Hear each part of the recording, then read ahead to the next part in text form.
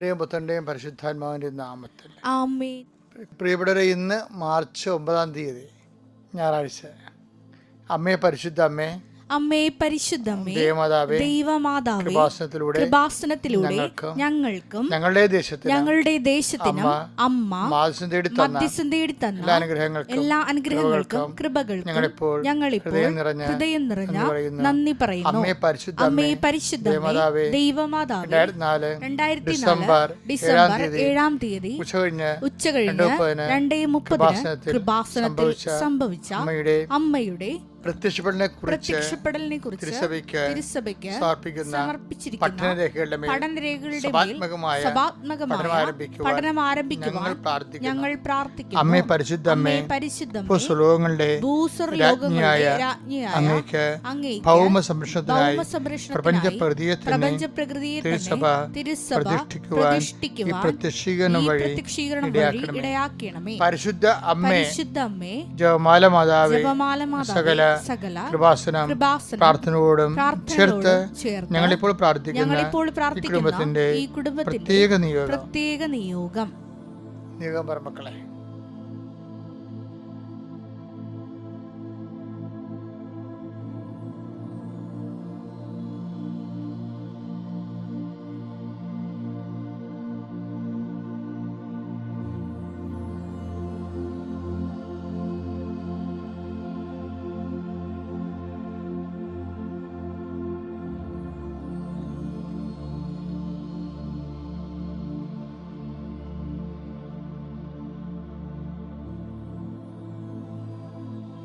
അമ്മയുടെ പ്രത്യക്ഷീകരണത്തിന്റെ അനുഗ്രഹവേളയിൽ ഞങ്ങൾക്ക് സാധിച്ചു തരുവാൻ കനിയണമേ. വിശ്വാസ പ്രമാണം. സർവശക്തനായ പിതാവും ആകാശത്തിന്റെയും ഭൂമിയുടെയും സൃഷ്ടാവുമായ ദൈവത്തിൽ ഞാൻ വിശ്വസിക്കുന്നു. അവിടുത്തെ ഏകപുത്രനും ഞങ്ങളുടെ കർത്താവുമായ ഈശോ മിശിഹായിലും ഞാൻ വിശ്വസിക്കുന്നു.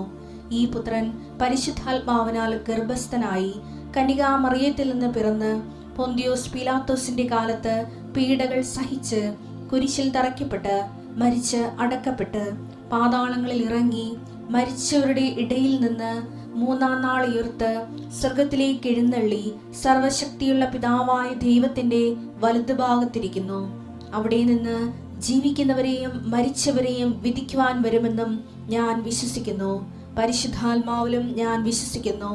വിശുദ്ധ കത്തോലിക്കാ സഭയിലും പുണ്യവാന്മാരുടെ ഐക്യത്തിലും പാപങ്ങളുടെ മോചനത്തിലും ശരീരത്തിന്റെ ഉയർപ്പിലും നിത്യമായ ജീവിതത്തിലും ഞാൻ വിശ്വസിക്കുന്നു. ആമേൻ.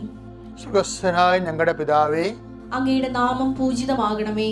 അങ്ങയുടെ രാജ്യം വരണമേ. അങ്ങയുടെ തിരുമനസ് സ്വർഗത്തിലെ പോലെ ഭൂമിയിലും ആകണമേ. അന്നു വേണ്ടുന്ന ആഹാരം ഇന്ന് ഞങ്ങൾക്ക് തരണമേ. ഞങ്ങളോട് തെറ്റ് ചെയ്യുന്നവരോട് ഞങ്ങൾ ക്ഷമിക്കുന്നത് പോലെ ഞങ്ങളുടെ തെറ്റുകൾ ഞങ്ങളോടും ക്ഷമിക്കണമേ. ഞങ്ങളെ പ്രലോഭനത്തിൽ ഉൾപ്പെടുത്തരുതേ, തിന്മയിൽ ഞങ്ങൾ രക്ഷിക്കണമേ. ആമേൻ. നന്മ നിറഞ്ഞ മറിയമേ, സ്വസ്തി. കർത്താവ് അങ്ങയുടെ കൂടെ സ്ത്രീകളിൽ അങ്ങ് അനുഗ്രഹിക്കപ്പെട്ടവളാകുന്നു. അങ്ങയുടെ ഉദരത്തിൻ ഫലമായി ഈശോ അനുഗ്രഹിക്കപ്പെട്ടവനാകുന്നു. പരിശുദ്ധ മറിയമേ, തമ്പുരാന്റെ അമ്മേ, പാപികളായ ഞങ്ങൾക്ക് വേണ്ടി ഇപ്പോഴും ഞങ്ങളുടെ മരണസമയത്തും തമ്പുരാനോട് അപേക്ഷിക്കണമേ. ആമേൻ. കർത്താവിന്റെ ഉന്നതമായ നാമത്തിന് സ്വസ്ഥം ചെയ്യുന്നു. കർത്താവിന്റെ വിശുദ്ധ പൗരോഹിത്യത്തെ മഹത്വപ്പെടുത്തണമേ.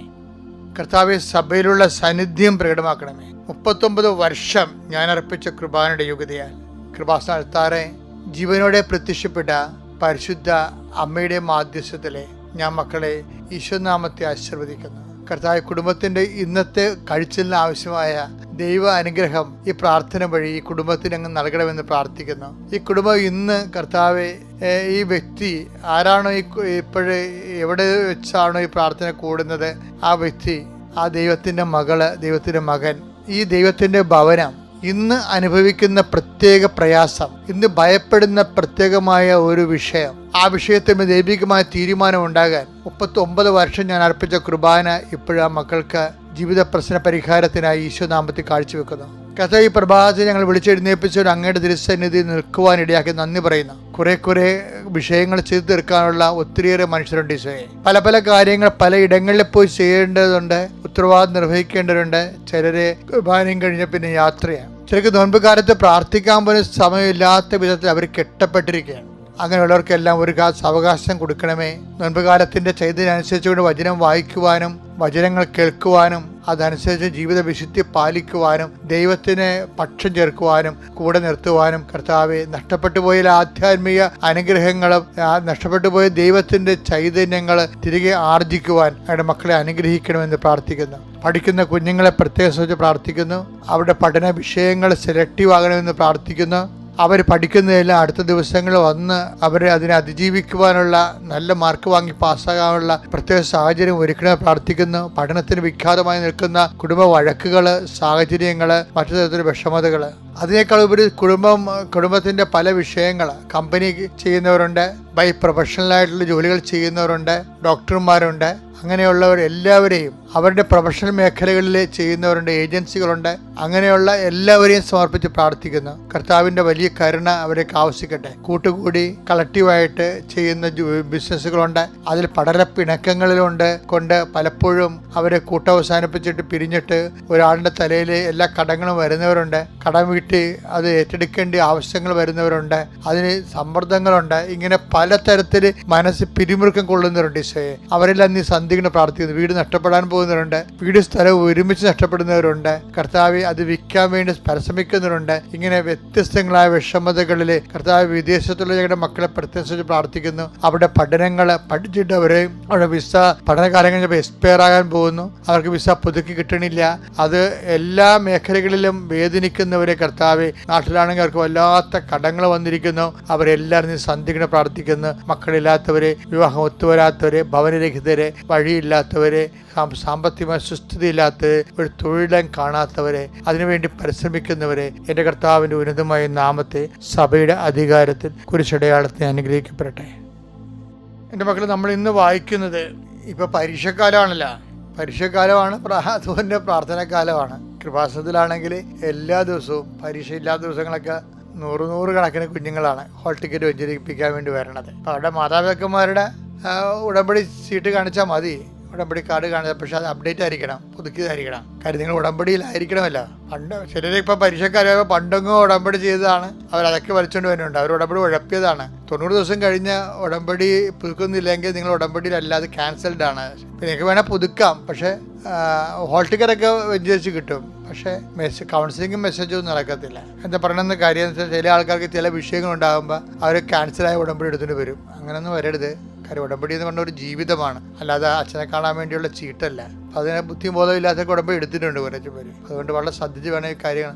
ദൈവത്തോട് നമ്മൾ പരിശുദ്ധ അമ്മയുടെ മാധ്യസ്ഥത്തിൽ ഈശോയോട് ചെയ്യുന്ന കർത്താവിൻ്റെ വചനമനുസരിച്ച് സുവിശേഷ സാക്ഷിയായി ജീവിച്ചുകൊള്ളാമെന്ന് പറഞ്ഞുകൊണ്ട് വചനാധിഷ്ഠമായി ജീവിക്കുന്ന ഒരു ജീവിതക്രമമാണ് ഉടമ്പടി ജീവിതം. അതൊന്ന് ശ്രദ്ധിക്കണം. അതുകൊണ്ട് നമ്മൾക്ക് പ്രാർത്ഥനാക്കാലം, പരീക്ഷാക്കാലം പ്രാർത്ഥനാക്കാലമാണെന്ന് പറഞ്ഞാലും ചിലർ പ്രാർത്ഥിച്ചാലും വലിയ ഗുണമൊന്നും ഉണ്ടാകത്തില്ല. എന്താ കാര്യം? പ്രാർത്ഥിക്കുന്നതിൻ്റെ ഇടയ്ക്ക് അവർ മൊബൈൽ എടുക്കും. പള്ളി വന്നിട്ട് പോലും ചാടിപ്പോയി മൊബൈൽ വരുമ്പോൾ അങ്ങനെ അവൻ പള്ളിയിൽ കുർബാനയിൽ കർത്താവിൻ്റെ മുമ്പിൽ നിൽക്കുകയാണ്. അപ്പോൾ ആരോ ഒരു കാണാൻ പോകത്ത് അവനെ വിളിക്കും, കുറേ ചാടി പള്ളിയുടെ മുറ്റത്ത് വീഴും. ഇത് അവിടെ മൊബൈൽ എടുക്കും. അപ്പോൾ അതൊക്കെ എന്ന് വെച്ച് കഴിഞ്ഞാൽ ഗുണത്തെക്കാരെ ദോഷമേ ചെയ്യത്തുള്ളൂ. കാര്യം എന്താ വെച്ചാൽ പ്രശ്നം, നീ വീട്ടിലാണിരിക്കണമെങ്കിൽ അത്രയും തലവേദന ദൈവത്തിന് കുറേ. എന്താ കാര്യം വെച്ച് കഴിഞ്ഞാൽ മറ്റുള്ളവർ ഉതപ്പിൽപ്പെടുകത്തില്ല. നീ മറ്റുള്ളവർക്ക് ദുർമാതൃകയാണല്ല. അപ്പം അതുകൊണ്ട് ദൈവത്തിന് സാക്ഷിയായിട്ട് ജീവിക്കാൻ നോക്കണം. അത് തമാശനെ പെട്ടെന്ന് പറഞ്ഞതേ ഉള്ളൂ. ഞാൻ ഇപ്പോൾ പറയാൻ പോണ വിഷയം അതൊന്നുമല്ല. ഐസയുടെ പുസ്തകം നമ്മൾ വായിക്കാം. ഐസയ 29:8. സിയോൻ പർവ്വതത്തിനെതിരെ യുദ്ധം ചെയ്യുന്ന ശത്രു സമൂഹം ഭക്ഷിക്കുന്നതായി സ്വപ്നം കണ്ടിട്ട് ഉണരുമ്പോൾ വിശക്കുന്നവനെ പോലെയും കുടിക്കുന്നതായി സ്വപ്നം കണ്ടിട്ട് വരണ്ട തൊണ്ടയുമായി ഉണരുന്നവനെ പോലെയും ആകും. ഇതെന്ന് പറയുന്നത് നോൻപ് കാലം എന്നൊക്കെ അറിയാല്ല, ഉപവാസത്തിന്റെയും പ്രാർത്ഥനയുടെയും കാലമാണ്. പക്ഷെ ചില പ്രാർത്ഥനകൾ പാളിപ്പോകുന്നുണ്ട്. പ്രാർത്ഥനയുടെ ഇടയ്ക്ക് ഇതുപോലെ ഞാൻ മുമ്പ് പറഞ്ഞ മൊബൈൽ പോലെയുള്ള സംഭവങ്ങൾ എടുക്കുകയും ഇനി ഒന്നും എടുത്തില്ലേ പോലെ പരവിചാരം കൊണ്ടിരിക്കുകയും ചെയ്യത്തില്ലേ. അപ്പോൾ അവർ പ്രാർത്ഥിച്ച് കഴിയുമ്പോൾ അവർക്ക് സംഭവിക്കുന്നത് എന്താണ്? ഭക്ഷിക്കുന്നതായിട്ട് സ്വപ്നം കാണും, പക്ഷെ എഴുന്നേൽക്കുമ്പോൾ വിശക്കുമെന്ന്. അതിന് ചില പിള്ളേർക്കുണ്ട്. പഠിക്കുന്നതിൻ്റെ ഇടയ്ക്ക് അവർ റീല് കാണും. പരീക്ഷയ്ക്ക് പഠിക്കണേ, പേര് കോമഡി കണ്ട് ഇളിച്ചുകൊണ്ടിരിക്കും, പിന്നെയും പഠിക്കും. 1 മണിക്കൂർ കഴിഞ്ഞ് പഠിച്ചു നോക്കുമ്പോൾ ഒന്നും ഓർക്കത്തില്ല. അതാണ് ഈ പറയണത്. എന്താണ് അവർ രണ്ടാമത് പറയുന്നത്? എന്താ പറയണത്? അതായത് കുടിക്കുന്നതായിട്ട് സ്വപ്നം കാണും. സ്വപ്നം മാത്രമാണ്. ഈ പല വിചാരത്തോടെ പ്രാർത്ഥിക്കുന്നതും പല കാര്യങ്ങൾ കണ്ടുകൊണ്ട് ഇടയ്ക്ക് പഠിക്കുന്നതുമെല്ലാം ശരിക്കും പറഞ്ഞാൽ കുടിക്കുന്നതായിട്ട് സ്വപ്നം കാണുന്നവരാണ്. കഴിക്കുന്നതായിട്ട് സ്വപ്നം കാണും, പക്ഷേ എഴുന്നേക്കുമ്പോൾ വിശക്കും. ബൈബിളിൻ്റെ രസം, എക്സ്പ്രഷൻസ് ഓഫ് ദി ബൈബിളേ ഭയങ്കര രസം. നമ്മുടെ ജീവിതം ശരിക്കും ഇങ്ങനെ പോസ്റ്റ്മോർട്ടം ചെയ്ത് തരും ഇങ്ങോട്ട്. ഇപ്പം നീ ഏത് നിൻ്റെ സ്റ്റാറ്റസ് എന്താണെന്ന്. പ്രാർത്ഥനാ കാലം എന്ന് പറയുമ്പോൾ പല വിചാരം നിർത്തിയിട്ട് പ്രാർത്ഥനയിൽ ഏകാഗ്രത ഉണ്ടാകണം. അത് നമ്മുടെ ഭാഗത്തുനിന്ന് ബോധപൂർവമായ ശ്രമം ഉണ്ടാകണം. ഇപ്പോൾ എനിക്കിങ്ങനെ പ്രാർത്ഥനയിൽ ഇപ്പോൾ കടലാണെങ്കിൽ തിരച്ചിലുണ്ടാകത്തില്ലേ? കടലിൽ തിരച്ചിലുണ്ടാകത്തില്ലേ? അപ്പോൾ തിരയെല്ലാം ഒഴിഞ്ഞതിന് ശേഷം നമുക്ക് കടലിൽ കുളിക്കാൻ പറ്റുമോ? അപ്പോൾ എല്ലാ പല വിചാരങ്ങളും മാറിയതിന് ശേഷം നമുക്ക് പ്രാർത്ഥിക്കാൻ പറ്റുമോ? ഒരിക്കലും പ്രാർത്ഥിക്കാൻ പറ്റുകയില്ല. മനസ്സിങ്ങനെ കടൽ പോലെ തെരഞ്ഞുകൊണ്ടിരിക്കും. അപ്പം എനിക്ക് എൻ്റെ ശ്രദ്ധപ്പെട്ട് കഴിഞ്ഞാൽ അപ്പം തന്നെ ഞാൻ മനസ്സാപഠനം ചൊല്ലും. ഞാനെങ്ങനെയാണ് പല വിചാരത്തിന് അതിജീവിക്കണം? പ്രാർത്ഥിച്ചുകൊണ്ടിരിക്കുമ്പോൾ എന്തെങ്കിലും തരത്തിലുള്ള വികട ചിന്ത വന്നെങ്കിൽ എൻ്റെ ദൈവം ഏറ്റവും നല്ലവരും എല്ലാത്തിനും ഉപരി സ്നേഹിക്കപ്പെടും അങ്ങനെ പാവം ചെയ്യുന്നവർ പൂർണ്ണകൃത്യം. കാര്യം പാവം തന്നെയാണല്ലോ പല വിചാരം എന്ന് പറയുന്നത്. നമ്മൾ ദൈവത്തോട് സംസാരിച്ചുകൊണ്ടിരിക്കുമ്പോൾ ഇടയ്ക്ക് പിശാചിനോട് സംസാരിച്ചാൽ പിന്നെ അതെങ്ങനെ പാവമാകാതിരിക്കണേ? അപ്പം അതേപോലെ പ്രാർത്ഥന എന്ന് പറയുന്നത് നോൻപ് കാലം പ്രാർത്ഥനാക്കാലമാണ്. പക്ഷേ അതേസമയം തന്നെ പല വിചാരങ്ങൾ പ്രാർത്ഥന ഉണ്ടാകുമ്പോൾ സ്വാഭാവികമായിട്ട് നമുക്കിത് പ്രതീക്ഷിക്കാം. പക്ഷെ നമ്മൾ കൺട്രോൾ ചെയ്യണം. നമുക്ക് കൺട്രോൾ ചെയ്യാൻ ഈ മനസ്സാപ്പറണം എൻ്റെ ഈ സൂത്രം നല്ലതാണ്, എന്നെ സഹായിച്ചിട്ടുണ്ട് കുറേ.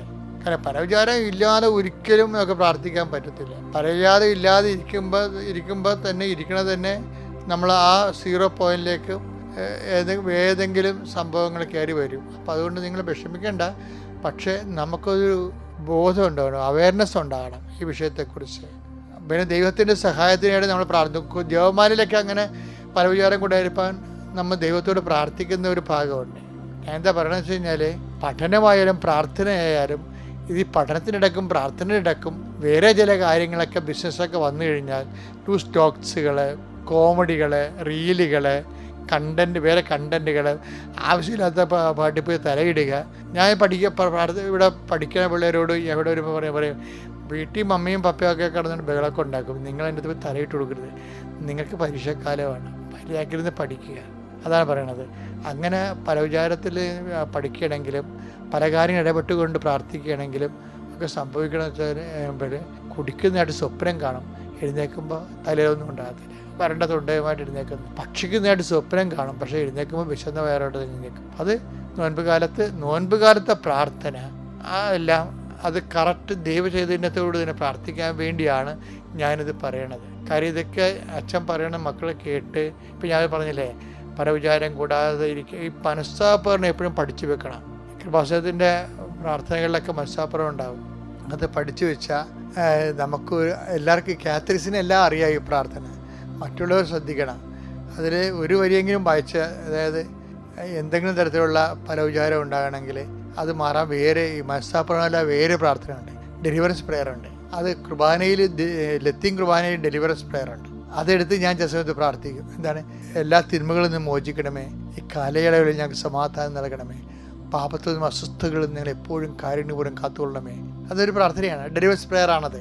അത് ഇതുപോലെ പല വിചാരവും മറ്റു തരത്തിലുള്ള വിഷമതകൾ വരുമ്പോൾ ഉണ്ടാകുന്ന ഒരു സുഹൃത്ത് ഒരു 3 വരിയേ ഉള്ളൂ ഞാൻ പ്രാർത്ഥിച്ചത്. നിങ്ങളത് എടുത്ത് വീണ്ടും എടുത്ത് കേൾക്കുമ്പോഴൊക്കെ മനസ്സിലാവും.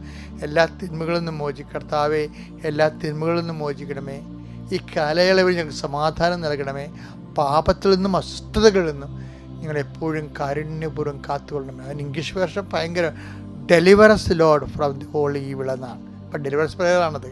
അപ്പം അത് അങ്ങനെ വരുമ്പോൾ അതും ഒരു പ്രാലചാരം കൂടുമ്പോൾ അതും ഒരു പ്രാർത്ഥനയ്ക്ക് മാറ്റണം. പഠനത്തിൻ്റെ ഇടയ്ക്കും ഇതുപോലെ പല വിചാരങ്ങളും ഫോണും മറ്റൊരു സംസാരവും ഒക്കെ വരുമ്പോഴും നിങ്ങൾ പഠനം തുടങ്ങണ മുമ്പ് ഈ പ്രാർത്ഥനയും 4 വരി പ്രാർത്ഥനകൾ ചെല്ലണം. ചെല്ലിട്ട് ഇതെല്ലാം ഫ്രൂട്ട്ഫുള്ളായിട്ട് എടുക്കണം. അപ്പം നിങ്ങൾക്ക് നല്ലൊരു നോൻപ് കാലവും നല്ലൊരു പരീക്ഷക്കാലവും നല്ലൊരു വിജയക്കാലവും ഇതെല്ലാം കഴിയുമ്പോൾ നമ്മൾ ഒരുമിച്ച് ആത്മീയമായിട്ട് വിജയിക്കും. അതുപോലെ വിദ്യാഭ്യാസമായിട്ട് വിജയിക്കും, ജീവിതപരമായിട്ട് വിജയിക്കും. ദൈവം നിങ്ങളെ അനുഗ്രഹിക്കട്ടെ.